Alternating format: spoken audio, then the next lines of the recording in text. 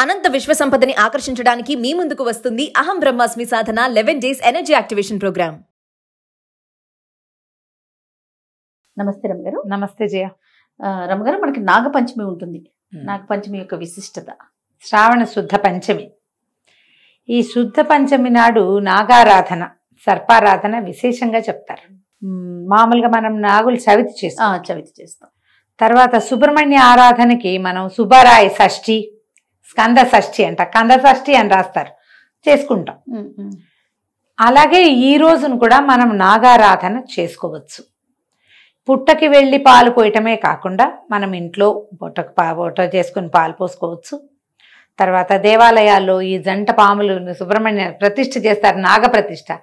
ఆ నాగప్రతిష్ఠ చేసిన నాగులకి కూడా మనం పాలు పోసి నమస్కారం చేసుకోవచ్చు. ఇది విశేషమైన రోజుగా చెప్తారు. సర్ప పూజ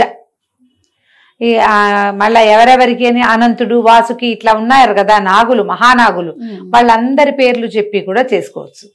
పుట్టకే వెళ్లాల్సిన అవసరం లేదు. అవకాశం ఉంటే పుట్ట కూడా వెళ్ళి రావచ్చు, ఇంట్లో అయినా పూజ చేసుకోవచ్చు. దీన్ని సుబ్రహ్మణ్య ఆరాధనగా కూడా తీసుకోవచ్చు. మనం సుబ్రహ్మణ్య అష్టకం చెప్తారు, అష్టకం చదువుకోవచ్చు. సర్పాలకి, నాగులకే ప్రత్యేకమైన నవనాగ స్తోత్రం అని ఒక ప్రత్యేక స్తోత్రం ఉంది, అది చేసుకోవచ్చు. ఉదంకుడు చేసినటువంటి నాగస్తుతి, ఉదంకుడు నాగస్తుతి అటు తెలుగులోను సంస్కృతంలోనూ ఉంది, వ్యాస భారతంలోనూ ఉంది, తెలుగు భారతంలో కూడా ఉంది. రెండు స్తోత్రాలు కూడా మంచివి. ఈ నాగారాధన ఏంటంటే ప్రముఖంగా సంతానం కోసం చెప్తారు. ఒక్కొక్కరికి ఒక రకమైన సర్పదోషాలు ఉంటాయి జయ. ఈ సర్పదోషాల్లో వీళ్ళకి ఏం చెప్తారంటే చెవిలో నుంచి చీము గారటం, చెవిలో పసు పట్టింది అంటే, పసు వస్తుంది, చెవిలో చీము పట్టింది అంటే 100% నాగదోషమే. మన పెద్దవాళ్ళు అలాగే చెప్తారు. నాగారాధన చేస్తే ఈ సమస్య తీరుతుందని చెప్తారు. ఒకటి, కలలో ఎప్పుడు పాములు కరుస్తున్నట్టు, వెంటబడుతున్నట్టు అట్లాంటిది ఏదైనా కనిపించినా కూడా, ఎప్పుడు తరచూ పాములు కనిపిస్తాయంటే నాగారాధన చేయాలి. ఫ్రాయిడ్ సిద్ధాంతం ప్రకారం తీరని కోరికలు పాముల రూపంలో కనపడతాయని చెప్తారు. మనవాళ్ళు ఏం చెప్తారంటే ఇది పూర్వ జన్మల నుంచి ఈ సంతానానికి సంబంధించిన శాపాలు ఏమైనా ఉంటే అవి సర్పాల రూపంలో మనకి దర్శనమిస్తాయని మన వాళ్ళ నమ్మకం. కొంతమందిని మనం ఆరాధన చేసిన తర్వాత కళ్ళలు పోయినాయి, చెవిలో చీమ్ తగ్గింది అని చెప్తారు. ఒళ్ళంతా పొడలుగా మచ్చలు వస్తాయి కొంతమందికి, వాళ్ళకు కూడా సర్పారాధన మంచిది. స్కిన్ ఇష్యూస్ వాళ్ళు సర్పారాధన చేయాలి. ఈ పుట్టమన్నుని తెచ్చి చెవికి పెట్టుకోమంటారు, అది చాలా విశేషమైన ఫలితం ఇస్తుందని, ఆరోగ్యానికి మంచిదని చెప్పబడుతుంది. దీనికి ఒక కథ కూడా, తమాషా చిన్న కథ ఒకటి చెప్తారు, నాగపంచమి కథ అని. ఒక రైతు పొలం దున్నాడట. ఆ పొలం దున్నినప్పుడు ఏమైంది, అక్కడ ఒక పుట్ట ఉండి ఆ పుట్ట ఇట్లా పైకి తెరిపిగా లేకుండా కొంచెం భూమిలోకి ఉంది. ఆ పాము గుడ్లు పెట్టిందట ఆ పుట్టలో. పిల్లలు పొదిగినాయి, చిన్న పిల్లలు పాకుతున్నాయి. ఈ రైతు పొలం దున్నినప్పుడు ఆ మొత్తం పాము పిల్లలన్నీ దాని కింద, నాగల కింద నలిగిపోయినాయట. నలిగిపోతే ఆ పాము విపరీతమైన కోపం వచ్చిందట దానికి. వాళ్ళ ఇంటికి వెళ్ళి వాళ్ళ అంతు చూడాలని ఆ ఇంటికి వెళ్ళిపోయిందట. రైతు ఇంటికి వెళ్తే ఏమైందట, ఆవిడ పూజ చేసుకుంటుంది. ఆ రోజు నాగుల పంచమి అయ్యేసరికల్లా అనంత నాగుడికి పూజ చేస్తోంది ఇంటి ఆవిడ. వాళ్ళు బయటికి రాల, లోపల తమ జాతి వాడే పెద్దవాడికి పూజ జరుగుతుంది కదా, సర్పం వేచి ఉందిట. తర్వాత లోపలికి వెళ్ళింది పూజ అయిపోయాక. వెళ్ళేసరికల్లా మొత్తం ఆహార పదార్థాలన్నీ స్వామివారికి నివేదన పెడతాం కదా, ఏం పెడతారు జనరల్గా, చిమ్మిరి, చలిమిడి, పాలు, టెంకాయ, పాలు, తేనె అవి నివేదన పెడితే సర్పం అవన్నీ తినేసిందట. తినేసరికి దాని ఆరాటం తగ్గింది, కొంత స్థిమితపడి దుఃఖంతో చెప్పిందట, నేను నా పిల్లల్ని అన్నిటి పోగొట్టేశారు మీరు, నేను ఇట్లా బాధపడుతున్నాను, ఆ దుఃఖంతో వచ్చా, కానీ ప్రసాదం తినేసరికి ఆవేగం కొంత తగ్గింది, కానీ నా సంతానం కోల్పోయానంటే అప్పుడు ఆవిడ అనంతుడిని ప్రార్థిస్తే అనంతుడు కొంత అమృతాన్ని అందించాడట ఆ చనిపోయిన పాము పిల్లలకి. సర్పాలన్నీ మళ్ళీ బతికినాయని ఒక కథ చెప్తారు. ఇదో కథ, ఎన్ని కథలు ఉన్నాయో. ఒక ఆవిడ ఎవరికో చెవిలోంచి పస్సు వచ్చేది, పాము వెన్నాడుతున్నట్టు కరుస్తున్నట్టు కలొచ్చేదట. చాలా సంపన్న గృహస్థులు, ఆవిడ చాలా మంచిది.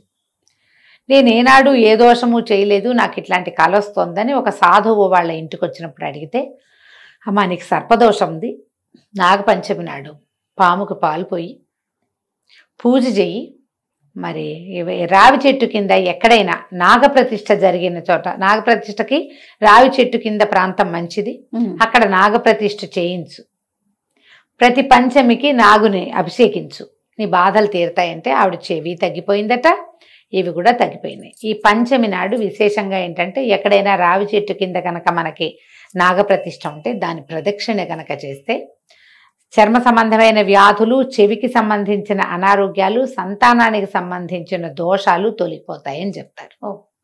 వీటిలలో మీరు ఏది కుదిరితే అది చేసుకోవచ్చు. ఎక్కువ ఇవన్నీ చేయలేం. పంచమి నాడు దేవాలయానికి వెళ్ళండి. మీ ఇంటి చుట్టుపక్కల మీ ఏరియాలో ఉన్న శివాలయాల్లో సాధారణంగా ఉంటుంది, నాగప్రతిష్ఠ ఉంటుంది, సాధారణంగా రావి చెట్టు ఉంటుంది. చాలు, ఒక చిన్న గ్లాసెడు పాలు పట్టుకెళ్ళి ముందు పాలు పోయండి, తర్వాత నీళ్లు పోయండి, నమస్కారం చేసుకోండి. బెల్లం కానీ, చలిమిడి కానీ, చిమ్మిరి కానీ, అరటిపండు కానీ నివేదన పెట్టచ్చు. అన్నీ పెడితే మరి మంచిది, అధికసి అధికం ఫలం. ఇంత మాత్రమైన నివేదన చేసి నమస్కారం చేసుకోండి. ఒకవేళ ఇంట్లో చేసుకుందామంటే పడగ, ఒక వెండి పడగను తీసుకొచ్చి కొనుక్కొచ్చి పట్టుకొట్టు తెచ్చుకోండి.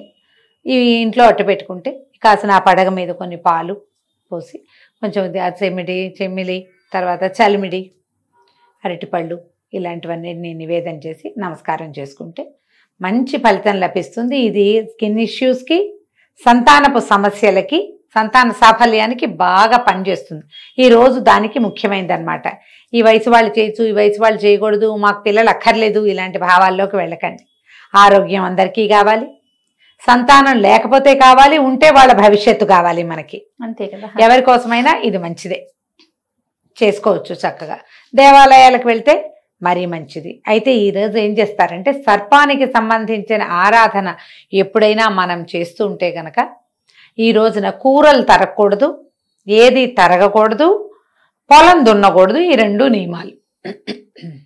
మీరు పూజ చేసుకునేటట్టయితే తరిగిన కూర తినద్దు, మీరు తరగద్దు.